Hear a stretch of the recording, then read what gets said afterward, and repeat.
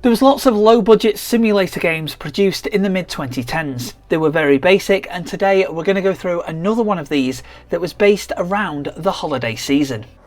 This is Christmas Shopper Simulator 2 Black Friday. It's a sequel to Christmas Shopper Simulator that was developed by Freakstorm Games and published by Game, a UK retail store. Released in 2015, and like the first game, initially it came as a download code on a receipt during the holiday season, after which it went free to download on game.co.uk.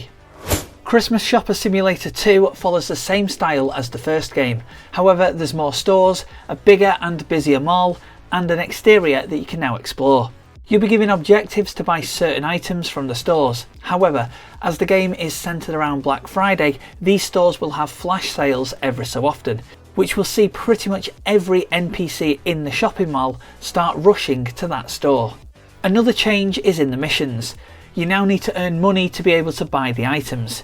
To earn this money, you'll need to do tasks, but these can be as simple as throwing yourself off things, kicking people, finding things and taking selfies. Once you have enough money to buy the item, you can go to the store and make the purchase. Talking of stores, there's a lot from the first game that return, but there's also some new parody stores that have been added to this version, such as Knocking on Heaven's Door and Snake's Solid Boxes. There's also some stores that are nods to British pop culture, such as Britain's Got Talons. Also, like you could find in the first game, you can also find Game, as you'd expect. In the first Christmas Shopper Simulator, you could only play as a generic male or female character, with no customization. Christmas Shopper Simulator 2 offers up more customization. You also get 3 other characters that you can play as, these being an ice cream sandwich mascot and an ant and a fly.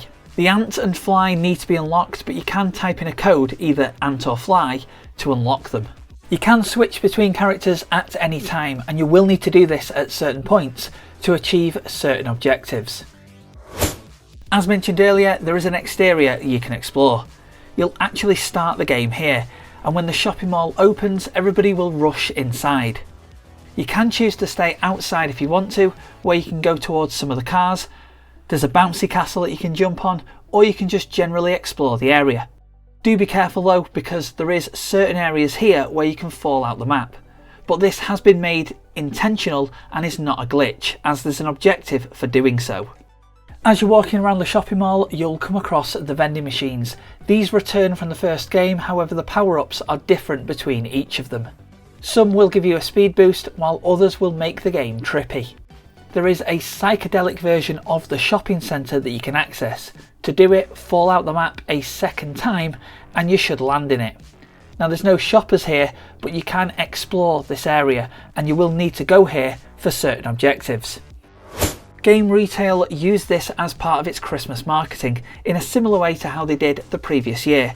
Because the game was free, it jumped on the bandwagon of simulator games of the time. A lot of well-known content creators also covered it at the time of its release. Like the first game, Christmas Shopper Simulator 2 wasn't critically rated by video game aggregator Metacritic, so we can only really go off people's opinions. Here's what I think. While it is an improvement in certain areas on the previous title, it plays very similar. It's short, simple, and a game that doesn't really take itself seriously. So that was Christmas Shopper Simulator 2 Black Friday. Is this a game that you've heard of? Did you even play it back when it was originally released? Let me know your thoughts on it in the comments, and stay with the channel because there's plenty more throwbacks to games from other eras for you to check out.